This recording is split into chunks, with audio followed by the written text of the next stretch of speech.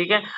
अब देखिए example number third है। एग्जाम्पल नंबर थर्ड एक क्वेश्चन है, let L be the set of all lines in a plane, ठीक है, and R be the relation in L defined as, कि आपको एक दिया गया है L1, L2 such that L1 is perpendicular to L2, मतलब आपको बताना है L1 परपेंडिकुलर टू L2, ठीक है। तो show that R is symmetric but neither reflexive not transitive, मतलब R सिमेट्रिक तो हो बट ना तो वो रिफ्लेक्सिव हो और ना ही वो ट्रांसिटिव हो। क्लियर हो गई बात? चलिए तो अभी हम इसको सॉल्व करके बताते हैं आपको क्या होगा इसका सॉल्यूशन।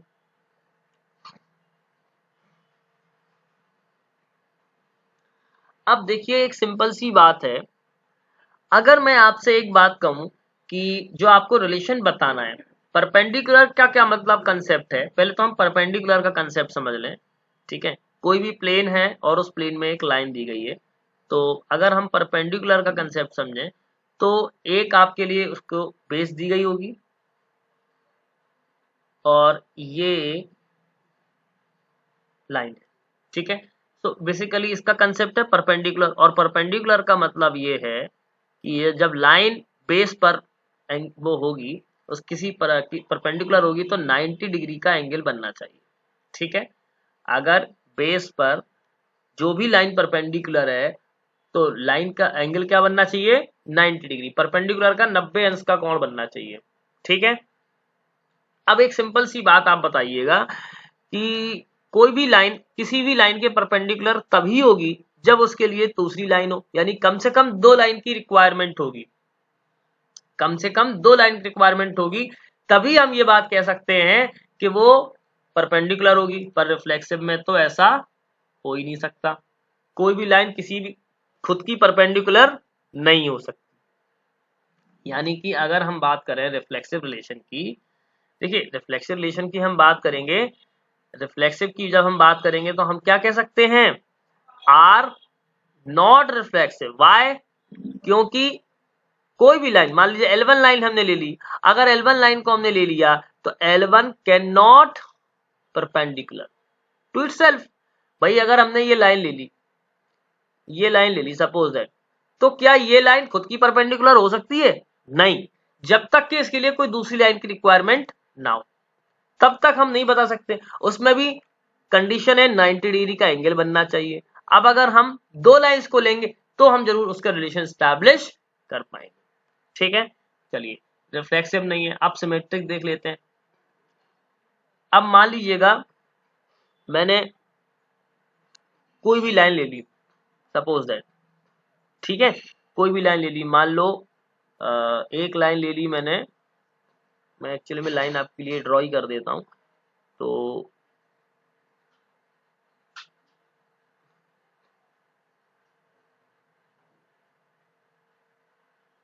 ठीक है, ये एक लाइन ले ली,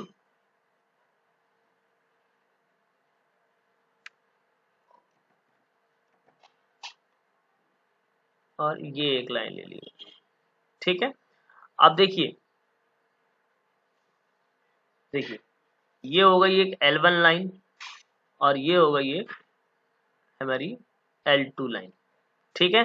तो अगर हमने क्या कहा, ठीक है, अगर हमने सिमेट्रिक कह रहे हैं, ठीक है ना, सिमेट्रिक कह रहे हैं तो कैसे सिमेट्रिक होगी, अगर हमने कहा आर सिमेट्रिक है तो हम कह रहे हैं कि L1, L2 बिलोंग कर रहा है आर में, तो मतलब L1 परपेंडिकुलर है L2 के, तो अगर L1 परपेंडिकुलर है L2 के तो L2 को भी परपेंडिकुलर किसके होना चाहिए, L1 के। अब अगर आप देखो इसको देखें, इसके साथ में 90 डिग्री बना रहा है कि नहीं बना रहा है, बिल्कुल बना रहा है, और इसके साथ में ये वाली लाइन भी परपेंडिकुलर बना रहा है कि नहीं बना रहा है, तो दोनों लाइन एक दूसरे के परपेंडिकुलर हैं, इसलिए हमने क्या कहा, इसलिए हमने क्या कहा, इसलिए हमने क्या कहा कि L2, L1 भी बिलोंग करेंगे रिलेशन में।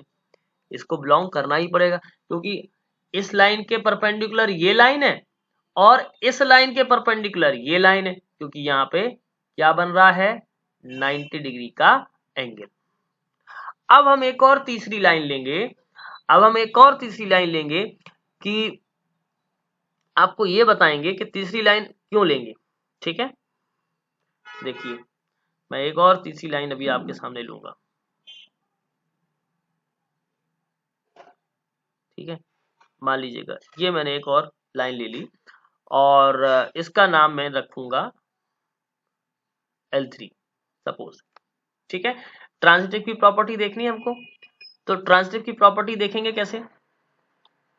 ट्रांजिटिव की प्रॉपर्टी कैसे देखेंगे कि अब देखो L1 जो है L1 के ऊपर L2 परपेंडिकुलर है, यानी L1 L2 परपेंडिकुलर है, तो L2 को L3 परपेंडिकुलर कर रहा है, बताइए कर रहा है। देखो आपको क्या चीज चाहिए, अब देखो सिंपल सी बात है, अगर हम परपेंडिकुलर की बात कर रहे हैं कि यहाँ पर L1 परपेंडिकुलर L2 है और L2 भी परपेंडिकुलर L2 भी परपेंडिकुलर है। ठीक है, लेकिन यहां पर आप देखिए क्या L1 और L3 परपेंडिकुलर है, क्या L1 और L3 परपेंडिकुलर है, नहीं है, यानी ये रिलेशन यहां पर नहीं है। L1 और L3 क्या है, पैरेलल लाइंस है, पैरेलल लाइंस है। तो ये हम कह सकते हैं, क्या कह सकते हैं, हम यहाँ पर क्या कह सकते हैं, L1, L3 does not belongs to R. That means कि L1 और L3 लाइंस पैरेलल लाइंस हैं, नॉट परपेंडिकुलर। तो यहां पर हमने क्या देखा कि R सिमेट्रिक तो है, ना तो रिफ्लेक्सिव है और ना ही ट्रांजिटिव है, क्योंकि कोई भी लाइन अपने लाइन की परपेंडिकुलर नहीं हो सकती। जब हम L1, L1 लेते हैं, A, लेते हैं, तो वो रिलेशन स्टेब्लिश होना चाहिए, लेकिन कोई भी लाइन खुद की परपेंडिकुलर नहीं हो सकती। और दो लाइन परपेंडिकुलर होंगी, L1 L2 L2 L3 sorry L1 L2 और L2 L1, बट जब ट्रांजिटिव की प्रॉपर्टी देख रहे हैं तो L1 L2 के परपेंडिकुलर, L2 L3 के perpendicular, but not L1 L3 perpendicular line. ठीक है, तो both lines are parallel. Okay, अब तो मुझे लगता है क्लियर होगा इसका कॉन्सेप्ट। चलिए नेक्स्ट एग्जांपल को हम डिस्कस करते हैं, एग्जांपल नंबर 4। सो क्या है एग्जांपल नंबर 4, हम देखते हैं। So that the relation R in the set 1, 2, 3, R is equals to 1, 1, 2, 2, 3, 3, 1, 2, 2, 3, ये एक आपको रिलेशन दिया गया है। आपको बताना ये है, आपको प्रूफ ये करना है कि दिया गया रिलेशन जो है वो रिफ्लेक्सिव है, ना तो वो सिमेट्रिक है और ना ही वो ट्रांजिटिव है। तो सबसे पहले हम इसको देखते हैं, चलिए सॉल्यूशन हम इसका समझते हैं। तो आपको जो सेट मान लीजिएगा जो दिया है, मान लीजिएगा जो ए सेट आपको दिया गया है वो 1, 2, 3। ठीक है, अब आपको मालूम है कि अगर हमको कोई रिलेशन मेंटेन करना होगा तो क्या करेंगे, ए क्रॉस ए करते हैं, कार्टेशियन प्रोडक्ट करते हैं दो सेट्स के बीच में और हम रिलेशंस को बना लेते हैं। मान लीजिएगा अगर मैंने 1, 2 किया तो मैं क्या करूंगा, ए क्रॉस 1, 2 हो जाएगा, 1 का मल्टीप्लाई इसके साथ होगा और एक 1, 1 कर देंगे। ठीक है, फिर 2, 1 करेंगे, फिर 2, 2 हो जाएगा और 2, 3 हो जाएगा। ठीक है, फिर 3, 1 हो जाएगा और 3, 2 हो जाएगा और 3, 3 हो जाएगा। मान लीजिएगा ये मैंने रिलेशन बनाया। ठीक है, ए क्रॉस ए का। अब आप देखिएगा, ये तो मैंने एक रिलेशन बनाया। अब ये कैसे बना, तो मैंने आपको बताया ए क्रॉस ए हमने क्या किया, किसके किसके बीच में मल्टीप्लाई किया, 1, 2, 3 के बीच में मल्टीप्लाई किया, मल्टीप्लाई बाई 1, 2, 3। ये जो आपको दिख रहा है वो इस फॉर्म में दिख रहा है। ठीक है, तो मैंने दो एलिमेंट्स के बीच में कार्टेशियन प्रोडक्ट आपको करके बताया। अब आपको जो रिलेशन दिया गया है वो रिलेशन ये दिया गया है कि देखिए ये रिलेशन ये दिया गया है 1, 1, ठीक है, और 2, 2 और 3, 3, फिर 1, 2 और 2, 3।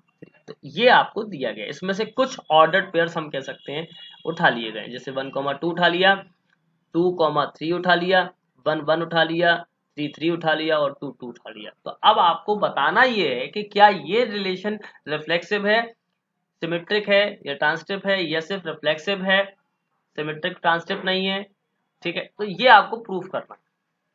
सिंपली हम इनको समझ सकते हैं आराम से, कहीं कोई जल्दबाजी करने की जरूरत नहीं है। आप वन बाई वन एक एक प्रॉपर्टी को चेक करिए और एक एक प्रॉपर्टी को समझिएगा। देखिए मैं आपको एक एक प्रॉपर्टी आपको बिल्कुल क्लियर बताऊंगा। नंबर वन चीज क्या है जब हम डिस्कस कर रहे हैं, तो नंबर वन क्या, पहले रिफ्लेक्सिव देखेंगे। रिफ्लेक्सिव के लिए हमको मालूम है कि ए कॉमा ए अगर बिलोंग कर रहा है आर में, तो रिलेशन आर क्या होगा, रिफ्लेक्सिव होगा। तो यहाँ पर हमको ये चीज दिख रही है कि 1,1, 2,2 और 3,3 प्रेजेंट है।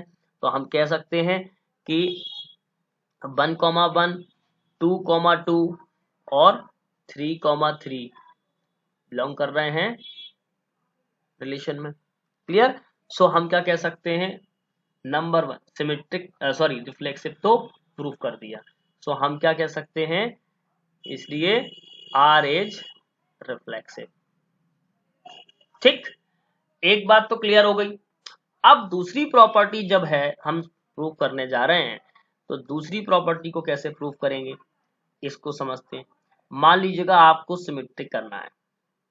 ठीक, सिमेट्रिक के लिए हमको क्या देखना होगा कि ऐसे ऑर्डर पेयर उठाने होंगे जिनका, मान लीजिएगा अगर मैंने 1,2 उठाया, ठीक, मान लीजिएगा अगर मैंने 1,2 उठाया, तो 1,2 को अगर हम देख रहे हैं, मान लीजिएगा इस रिलेशन में, तो 1,2 अगर रिलेट कर रहा है इससे, तो 2,1 भी उस रिलेशन में मौजूद होना चाहिए।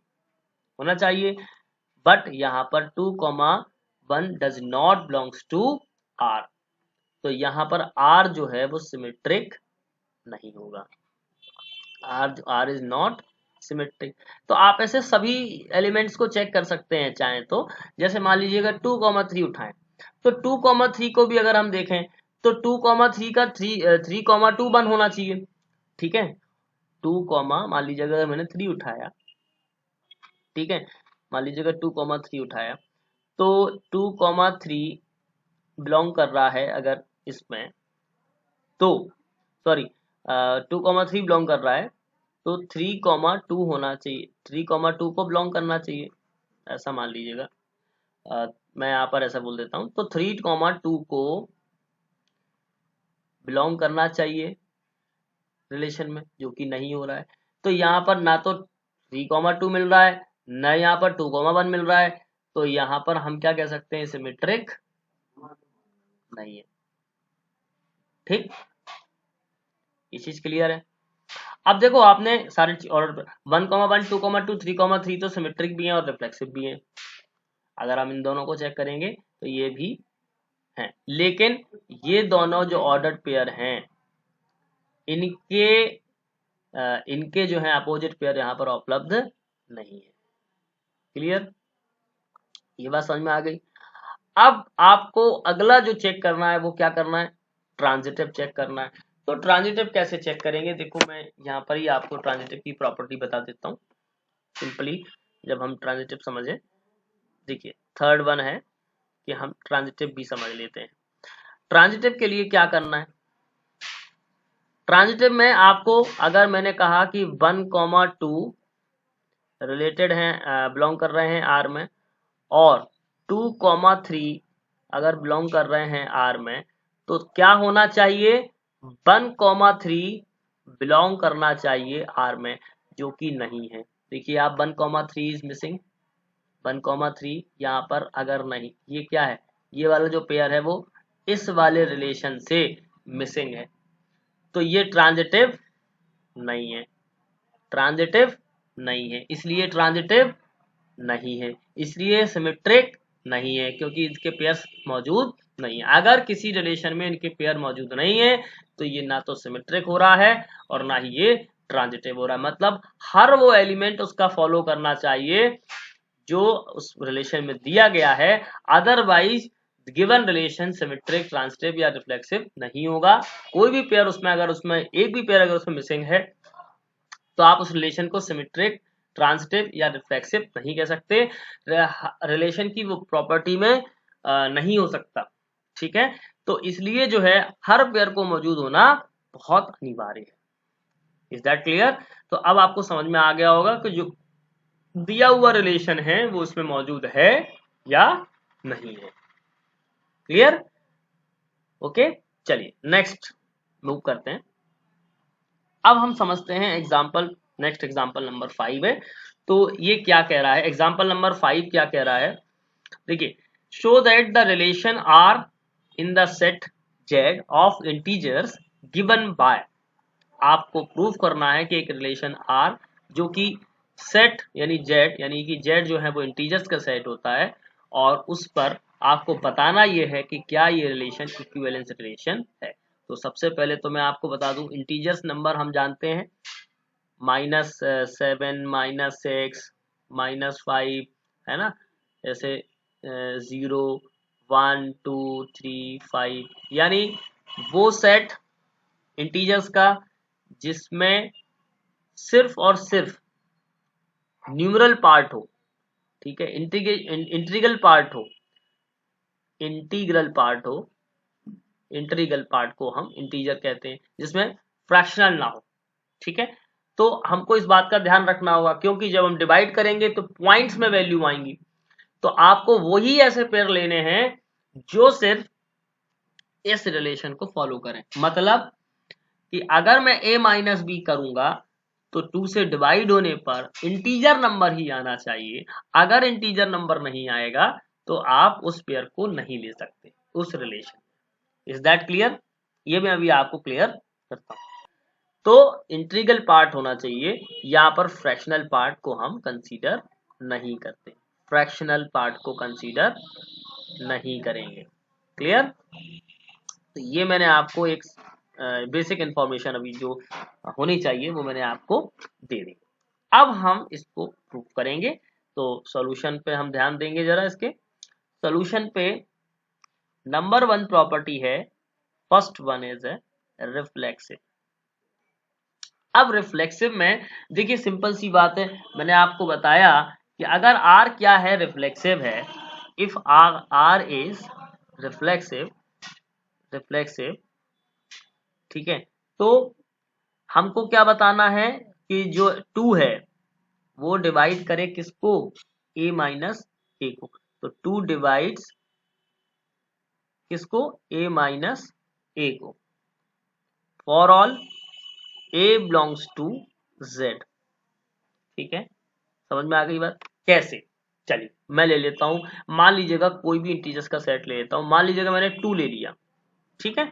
अगर मैंने 2 ले लिया तो 2 माइनस 2 को 2 डिवाइड कर रहा है, यानी 0 को 2 डिवाइड करके क्या आएगा, 0, और 0 बिलोंग कर रहा है इंटीजर में, ठीक है। मान लीजिएगा मैंने 5 माइनस 5 ले लिया और अपॉन 2 किया, तो क्या हुआ, 0/2, यानी बिलोंग करेगा इंटीजर में, बिल्कुल करेगा।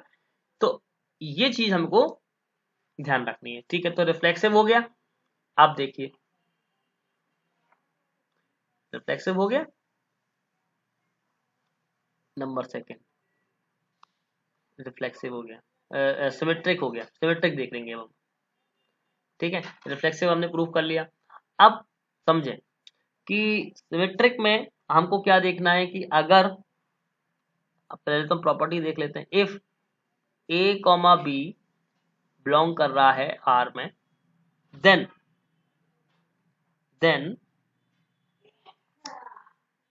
क्या हम क्या कह सकते हैं, 2 डिवाइड करेगा a माइनस बी को, तो a minus B divide by 2। तो अब क्या होगा, b माइनस ए को b माइनस ए को b माइनस ए को क्या करना पड़ेगा, b माइनस ए को डिवाइड करे भी 2। तभी हम कह सकते हैं, तभी हम कह सकते हैं कि b कॉमा ए को, b कॉमा ए जो है वो बिलोंग करेगा R में। क्लियर हो गई बात? मतलब सिंपल सा हम एक एग्जांपल के थ्रू समझ लेते हैं। यहाँ पर कैसे समझेंगे, मान लीजिएगा मैंने अगर एक पेयर ले लिया, 4 और 2 का ले लिया, 2 और 4 का ले लिया, 4 और 2 का ले लिया पेयर, ठीक, 4 और 2 का पेयर ले लिया। तो 4 और 2 का मतलब हुआ 4 माइनस 2, सपोज दैट, अपॉन 2, तो 2/2 करने पर क्या आया, 1 आया। और अगर 2,4 अगर हमने पेयर उठाया था तो 2 - 4 करने पर क्या आया, 2, यानी -2/2, तो -1। ठीक है, मतलब 1 भी बिलोंग कर रहा है इंटीजर में, -1 भी बिलोंग कर रहा है इंटीजर में, तो यहाँ पे कोई प्रॉब्लम नहीं।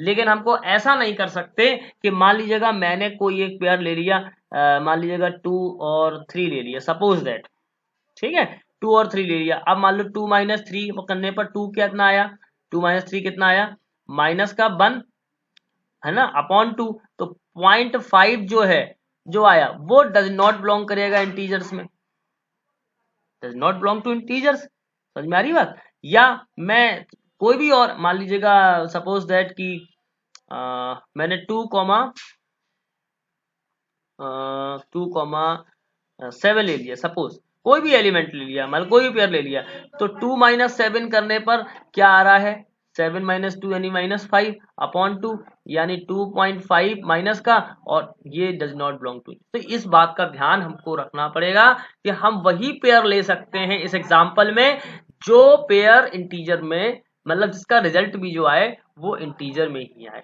तो वो पेयर हमको ध्यान से लेना पड़ेगा। ठीक है, तो अगर आपने a, b का पेयर सही उठाया तो ऑब्वियसली b, a का पेयर भी होगा, क्योंकि भाई a - b करो और b - a करो, यानी 2 - 4 करोगे तो भी वही, क्योंकि रिजल्ट नेगेटिव में आएगा, बस इतना अंतर आएगा कि रिजल्ट नेगेटिव में आएगा, तो नेगेटिव के भी नंबर्स को इंटीजर्स में हम काउंट कर लेंगे और पॉजिटिव के नंबर को भी इंटीजर्स में काउंट कर लेंगे। बस उसमें ध्यान ये रखना है कि फ्रैक्शनल पार्ट नहीं होना चाहिए। तो अगर आप इस बात का ध्यान रख पाएंगे कि फ्रैक्शनल पार्ट नहीं है, तो ऑब्वियसली आप इसको समझ पाएंगे। ठीक है, चलिए अभी हम ट्रांजिटिव को भी समझते हैं। चलिए, तो अब ट्रांजिटिव को समझते हैं। ठीक है, अब देखिएगा,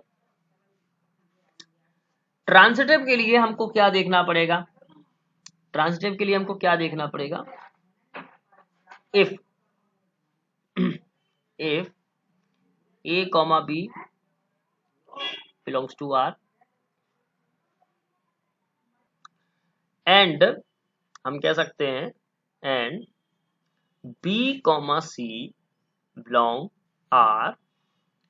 ठीक है, सो अब आप क्या कर सकते हो, देन हम क्या कह सकते हैं इसमें बात कि a - b and b - c दोनों को डिविजिबल कौन करेगा, डिविजिबल बाई 2, अगर ऐसा है। ठीक है, दोनों को डिविजिबल 2 करेगा। हमको ऐसे दो पेयर उठाने हैं कि मान लो 2,4 उठा लिया, ठीक है, और अभी हम एक एग्जांपल के थ्रू दिखाएंगे। अब आपको एक चीज चेक करनी पड़ेगी नाउ। अब देखिए आपको कैसे मिलेगा a - c, आपको कैसे मिलेगा, तो a - c कैसे करे मिलेगा, a - b कर दें और प्लस b - c, यानी इन दोनों को जोड़ दें, तो देखो b से b कैंसिल हो गया, तो क्या मिलेगा a - c। ठीक है, अब ये जो मिलेगा वो क्या मिलना चाहिए, इवन मिलना चाहिए, इस इवन होना ही चाहिए, क्योंकि अगर इवन नहीं होगा तो ये इसको करेगा नहीं। क्लियर, तो हम क्या कह सकते हैं, a - c is divisible by, so हम कह सकते हैं a - c is divisible by 2। Clear, so हम क्या कह सकते हैं, r इज ट्रांजिटिव। ट्रांजिटिव, जब r ट्रांजिटिव है, अब देखो रिफ्लेक्सिव हो गया, सिमेट्रिक हो गया और ट्रांजिटिव हो गया, तो अगर ये तीनों प्रॉपर्टी इसमें है, ये आप देखिए रिफ्लेक्सिव भी है एंड सिमेट्रिक भी है और ट्रांजिटिव भी है, तो ये तीनों को मिलाकर के हम क्या कह सकते हैं, इक्विवेलेंस है।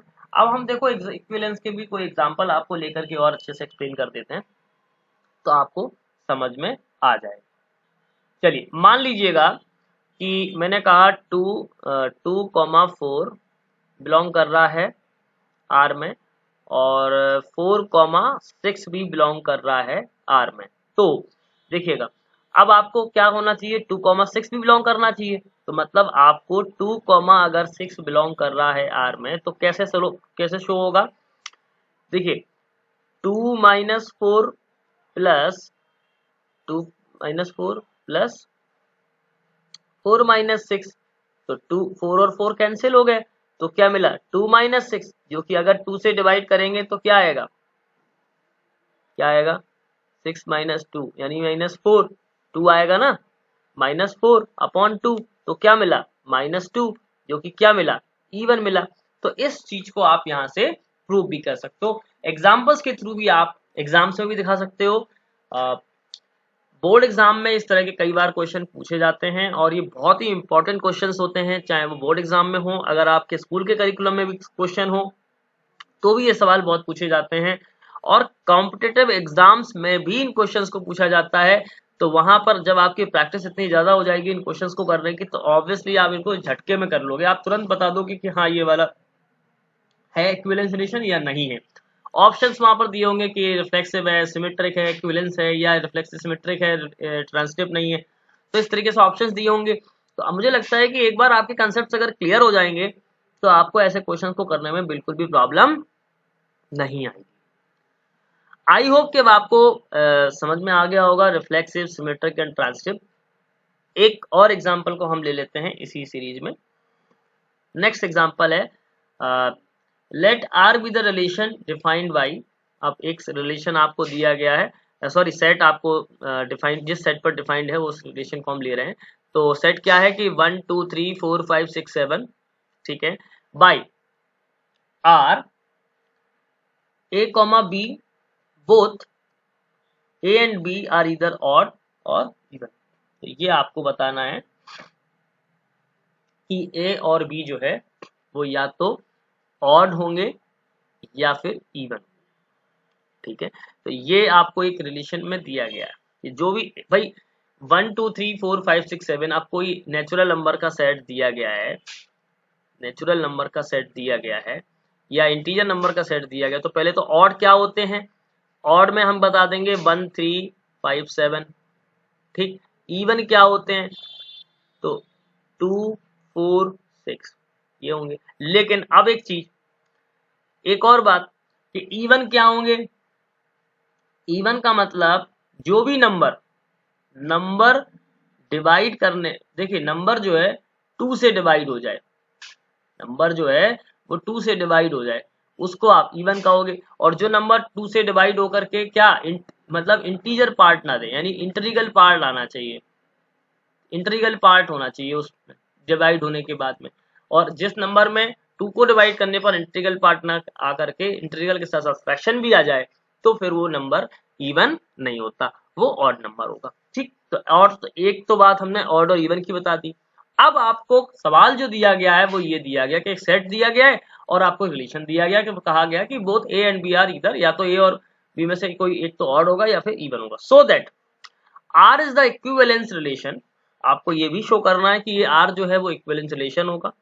Further so that all the elements of subset 1 3 5 7 are related to each other and all elements of the subset 2 4 6 are related to each other, but no element of the set 1 3 5 7 is related to any element of 2 4 6, ठीक है। तो ये show करना है कि एक तो ये सब सबसेट होगा और related to each other element, ठीक है, 2 4 6 भी होगा एक दूसरे के ईच अदर, बट कोई भी एलिमेंट इसका सबसेट नहीं होगा या आपस में सबसेट नहीं होंगे, क्योंकि भाई ये इस एलिमेंट, सबसेट की डेफिनेशन हमको मालूम ही है कि अगर ये एलिमेंट इसमें प्रेजेंट है तो उसका सबसेट होगा, अगर वो एलिमेंट दूसरे सेट का एलिमेंट में प्रेजेंट नहीं है तो उसका सबसेट नहीं होगा ऑब्वियसली। तो ये 1 3 5 7 डिफरेंट एलिमेंट, 2 4 6 डिफरेंट एलिमेंट, ये आपस में एक दूसरे के सबसेट्स नहीं हो सकते, लेकिन ये रिलेटेड जरूर होंगे उस सेट के, तो उसके सबसेट हैं, ये आपको प्रूफ करना है। अभी हम समझ लेते हैं इसको, चलिए सॉल्यूशन समझते हैं। मान लीजिएगा कि आपको जो भी एलिमेंट आपको दिया गया है, मान लीजिए गिवन अगर कोई एक एलिमेंट ए है, ठीक है, ए अगर जो है, ए अगर हमने कह दिया कि ए में है, ए बिलोंग कर रहा है अगर ए में, तो हमें ये मालूम है कि both a and A must be even or odd. मतलब हम कह सकते हैं ए कॉमा ए या तो इवन होगा या ऑड होगा, बात समझ में आ रही। सो हम ये तो हम क्या कह सकते हैं कि ए कॉमा ए बिलोंग करेगा आर में। क्लियर, ये बात हम कह सकते हैं भाई ए कॉमा ए बिलोंग करेगा आर में। अब अगर हम मान लीजिएगा, ये कह दें कि ए कॉमा बी बिलोंग कर रहे हैं आर में, तो हम क्या कह सकते हैं, both a and b must be either or odd. ठीक है ना, must be even or odd. ठीक है ना, must be either even or odd. मान लीजिएगा आपने कोई ऑर्डर पे ले लिया 2,3, तो 2,3 में 2 और 3 या तो 2 इवन होगा या 3 ऑड होगा। तो या 3,2 ले लिया, या तो ए एलिमेंट जो है या इवन होगा या ऑड होगा, कोई भी पेयर आपने उठाया, यहाँ पे कोई दिक्कत नहीं है। जब 2,3 उठा लिया तो यहाँ पर हम क्या कह सकते हैं, जैसे implies b comma a belongs to R, कह सकते हैं कि नहीं कह सकते हैं? क्योंकि भाई या तो बी इवन होगा या ऑड होगा, या तो ए इवन होगा, इधर और ऑड की कंडीशन है, मतलब या तो ए1 होगा या ऑड होगा, या तो यहाँ पर ट्रांसिट सिमेट्रिक हो गया। यहाँ रिफ्लेक्सिव देख रहे थे हम, अब देखो यहाँ पर हम ट्रांसिटिव को भी प्रूव करते हैं। अब देखो ट्रांसिटिव कैसे होगा।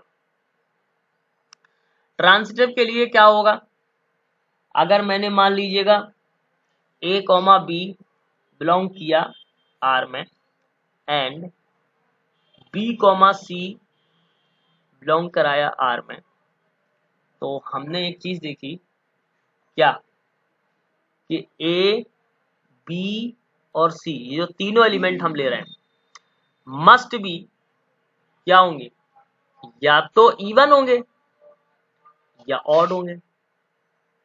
अगर ऐसा होगा तो ऑब्वियसली हम क्या कह सकते हैं, कि ए कॉमा सी भी बिलोंग करेगा आर में। तो ये बात तो हम बिल्कुल क्लियरली कह पा रहे हैं कि या तो कोई दिया हुआ नंबर इवन होगा या कोई ऑड होगा। हाँ, अगर इसमें से कोई भी एलिमेंट मिसिंग होते तो ये हम अलग बात कह सकते हैं, तो ऐसा कुछ है नहीं। अगर खाली इवन दिया होता तो हम नहीं कह सकते थे, और अगर खाली ऑड दिया होते तो हम नहीं कह सकते थे। तो यहाँ पे तो 1 to 7 है जिसमें इवन और ऑड दोनों पॉसिबल है, तो दोनों ही में से कोई भी नंबर इवन, क्योंकि यहाँ पर जो रिलेशन दिया या इधर ऑड और इवन, तो या तो ऑड होगा या इवन होगा। तो ये बात तो आपको समझ में आ ही रही होगी। मान लीजिएगा मैंने कोई भी ऑर्डर पेयर ले लिया, सपोज दैट मैंने ले लिया 1,2 और बिलोंग कर रहा है आर में, और 2,3 बिलोंग कर रहा है मान लो आर में, तो क्या दिक्कत है 1 और 3 का पेयर में, भाई या तो ये इवन होंगे या ऑड होंगे, या तो ये इवन होंगे या ऑड होंगे, या इवन होंगे या ऑड होंगे। ठीक है ना, क्लियर। चलिए अब हम बात करेंगे जो इन्होंने उसके आगे की बात बोली थी, तो मैं इसको रफ कर देता हूं, फिर मैं आपको समझाता हूं। इन्होंने जो आगे की बात कही थी, तो अब यहाँ पर जो आर है वो क्या है, इक्विवेलेंस रिलेशन। मैंने अभी इक्विवेलेंस रिलेशन प्रूफ कर दिया। ठीक है, यानी कि क्वेश्चन का एक पार्ट हमने यहाँ तक कंप्लीट कर लिया। अब हम आगे की कहानी समझते हैं। ठीक है, ओके,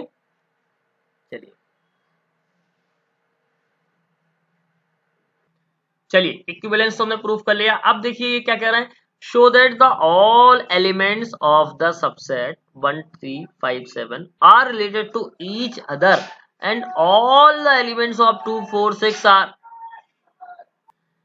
तो क्या शो करना है कि 1 3 5 7 देखिए किसका सबसेट है, ये हम बता रहे हैं। देखिए किसका सबसेट है, इस वाले सेट का सबसेट है 1 2 3 4 5 6 7, इसका तो सबसेट है।